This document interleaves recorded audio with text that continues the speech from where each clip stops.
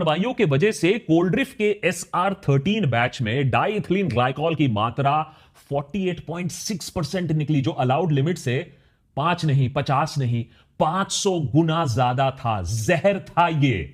इस साल ये जहर मई के महीने में छिंदवाड़ा पहुंचता है, जिससे पिछले 2 महीने में बच्चे उसे वहां कंज्यूम करते हैं।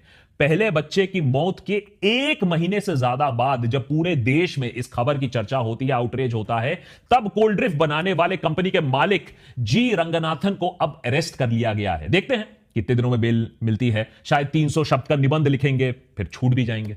हमारे कॉकरोच समाज में बेकसूर मरते हैं, गुनेगार कभी नहीं। जानलेवा दवाई बनाना आतंक से कम काम नहीं है, कम खतरनाक चीज नहीं है, डेंजरस नहीं है। लेकिन फिर भी आपने किसी को एडल्ट्रेशन के चलते भारी सजा काटते हुए सुना है।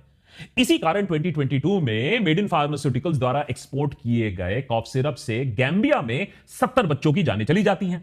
WHO अपनी छानबीन करती है। छानबीन पे पता चलता है कि सिरप में वही टॉक्सिक लेवल ऑफ DEG और एथिलीन ग्लाइकॉल था, और वहां भी बच्चे किडनी फेलियर से ही मरे थे। WHO ने पाया कि मेड इन फार्मास्यूटिकल्स का ट्रैक रिकॉर्ड भी ऐसा ही था, और ये इंडियन कंपनी मिलावट के मामले में एक रिपीट ऑफेंडर थी। लेकिन तब भी सोचिए, सरकार से लाइसेंस टू एक्सपोर्ट इनके पास था।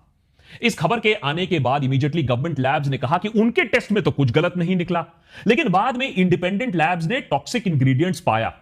यह बात बाद में सामने आई कि हरियाणा के लैब्स ने पैसा लेकर ओरिजिनल सैंपल को बदल दिया था क्लीन चिट के लिए।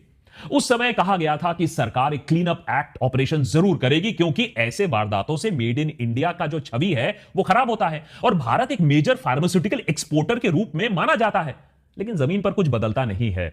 वही इलीगल अनअप्रूव्ड फैक्ट्रीज दवाई के नाम पर जहर बनाती रही, और बच्चे राजस्थान, यूपी, जम्मू एंड कश्मीर में मरते रहे। 2023 में भारत सरकार ने मैरियन बायोटेक को फिर से फैक्ट्री खोलने की अनुमति दे दी। इस कंपनी का नाम उज्बेकिस्तान में बच्चों की मौत से लिंक किया गया था, लेकिन सरकार ने कहा सब चंगासी है। सस्ती दवाई बनाकर डॉक्टर से उन्हें बिकवा कर फार्मा कंपनीज ढेर